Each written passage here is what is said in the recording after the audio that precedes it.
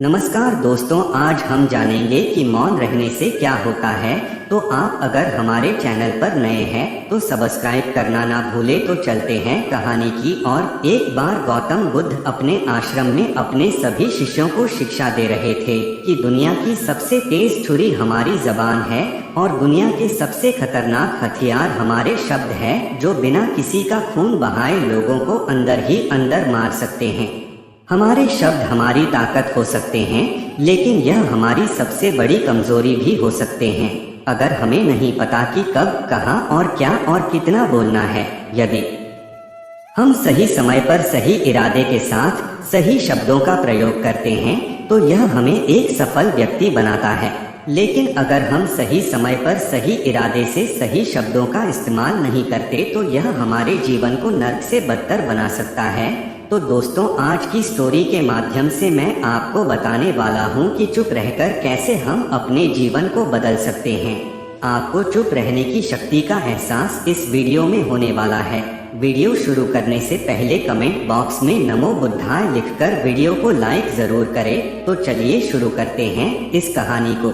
Japan में एक बहुत ही प्रसिद्ध बौद्ध भिक्षुक रहा करते थे। उनका नाम रिसाई था। रिसाई अकेले रहते थे। दुनिया के शोर शराबे से दूर जंगल में वो रहते थे और वह बड़े ही ध्यानी और प्रभु भक्त व्यक्ति थे, इसलिए वह पूरे जापान में बहुत अधिक प्रसिद्ध थे।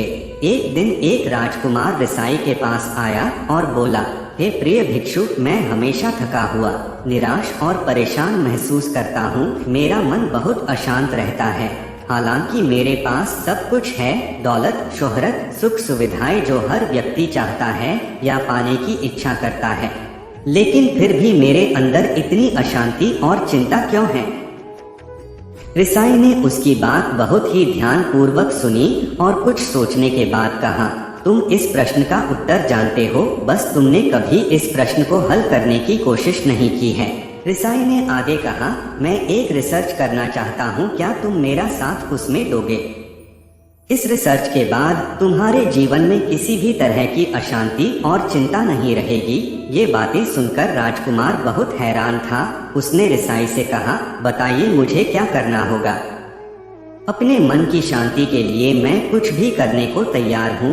राजकुमार की इन्हीं बातों को सुनकर भिक्षु ने कहा, तो फिर आप अगले 15 दिन के लिए मेरे आश्रम में रहोगे और एक सामान्य व्यक्ति की तरह अपना जीवन व्यतीत करोगे और इन 15 दिनों में तुम अकेले और चुपचाप रहोगे, जितना हो सके कम बोलोगे।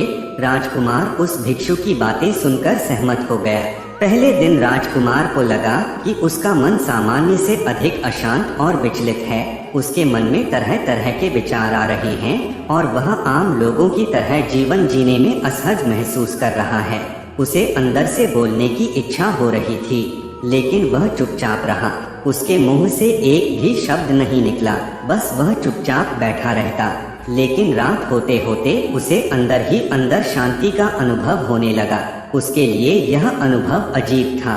वह खुद से पूछ रहा था कि वह अंदर ही अंदर इतना खुश क्यों है और उसकी आंतरिक बेचैनी और चिंता कम क्यों होने लगी है।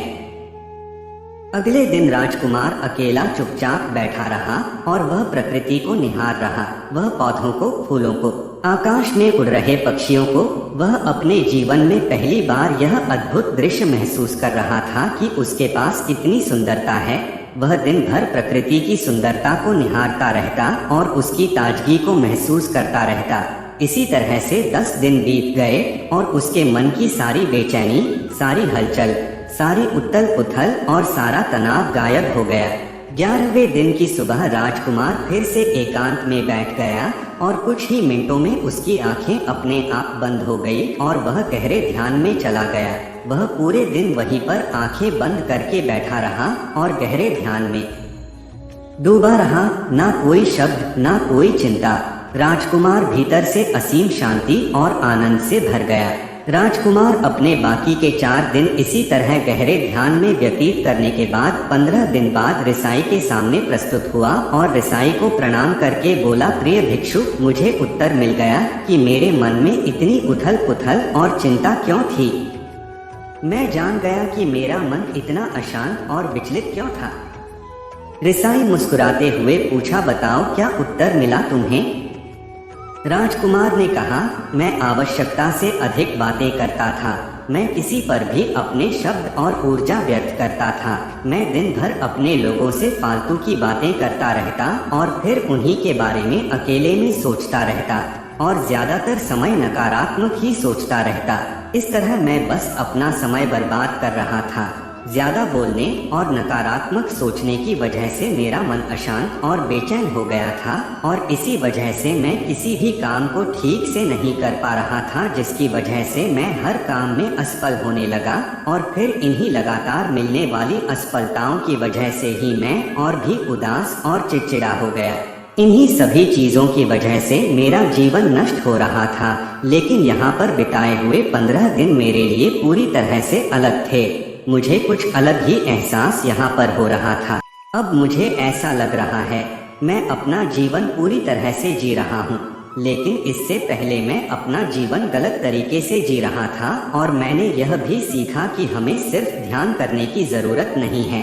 ध्यान अपने आप होता है जब हम इस शांत और मौन होते हैं।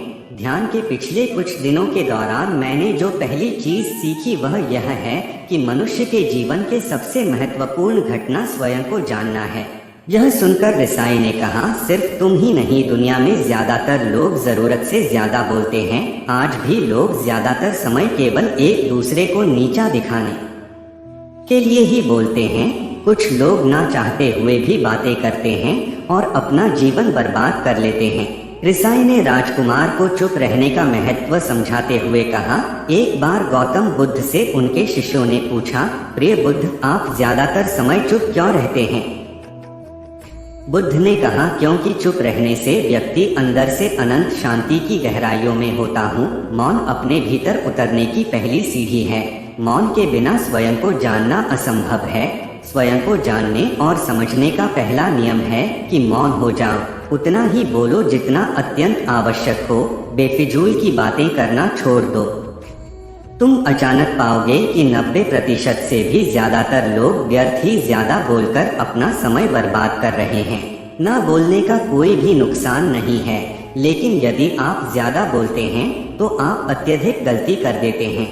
अगर व्यक्ति कम बोलना शुरू कर दे दो, दुनिया की 90% मुसीबतें कम हो जाएगी, झगड़े फसाद कम हो जाएंगे, उपद्रव कम हो जाएंगे, अदालतें कम हो जाएगी। अगर लोग थोड़ा चुप रहना सीख लिए, संसार की बहुत सारी समस्याएं हैं, बहुत सारा उपद्रव सिर्फ बोलने से पैदा होते हैं। सारी बात मौन सीखने की है। जब तुम नहीं बोलते तब तुम एकांत में अकेले हो गए, भरे बाजार में भीड़ में खड़े हो नहीं बोलते, हिमालय के शिखर में पहुंच गए। जिसने मौन की कला जान ली वो भीड़ में भी अकेले होने की कला जान लेता है। वो अपने भीतर ही डुबकी लगाने लगता है। एकांत में तो आदमी स्वर्ग में है, दूसरे की उपस्थिति ही बेचैनी पैदा करती है। पहले तुम्हें चुप रहने की शक्ति को धारण करना होगा, इससे तुम अधिकतर ऊर्जा को बचा लोगे और फिर इस स्थिति में पहुंच जाओगे कि तुम कम बोलने लगोगे। अगर तुम किसी के यहाँ पर जा रहे हो और परेशान हो जाओ तो ऐसे में उचित है कि आंखें बंद कर लो और अपने में खो जाओ। वहाँ से आपको ताजगी महसूस होगी, क्योंकि तुम्हारे अंदर ही जीवन का वो स्रोत छिपा हुआ है, वह किसी दूसरे में नहीं है। इसके बाद राजकुमार उस रिसाई से पूछते हैं, आखिर कौन हमें अपने अंदर तक लेकर जाएगा?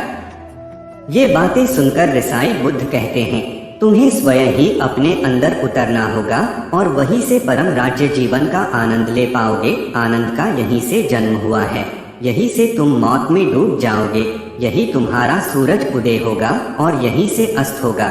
इसी प्रकार तुम बार बार डुबकी लगाओ। जब भी तुम डुबकी लगाकर लौटोगे, वहां से तुम पाओगे फिर ताजगी भरी जीवन की नई संपदा मिलेगी।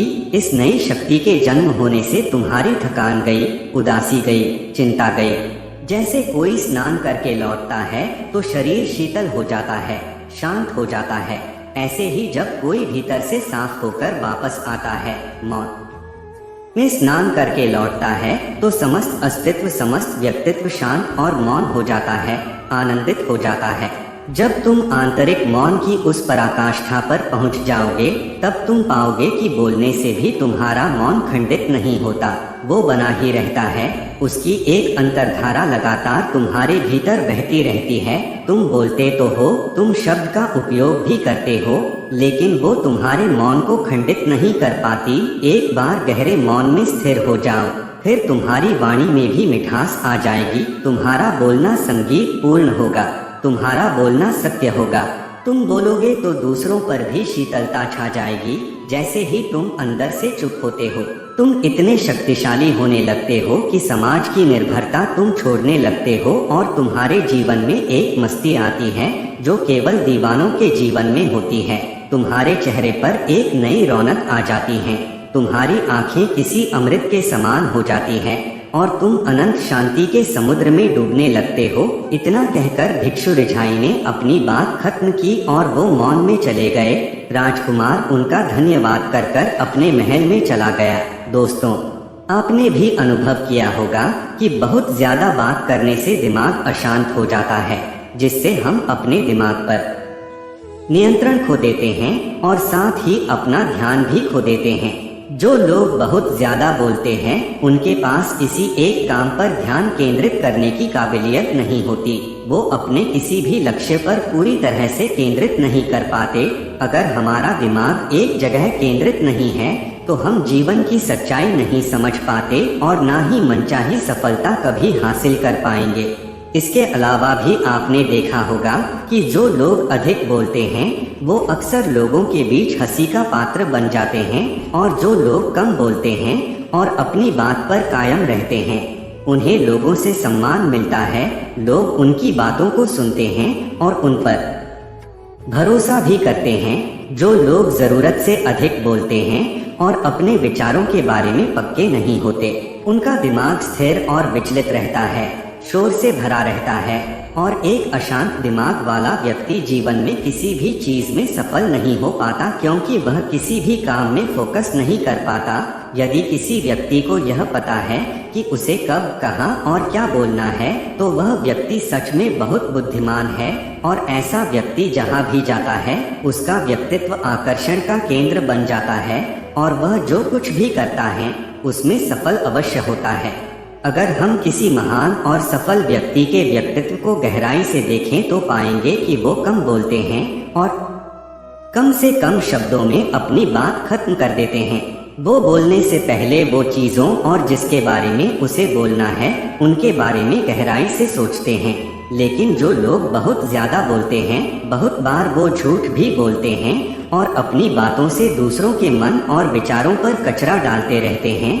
वह ज्यादातर समय दूसरों की बुराई करते रहते हैं, इसलिए उनके अपने भी उनसे नफरत करने लगते हैं और उनसे बचने की कोशिश करते हैं।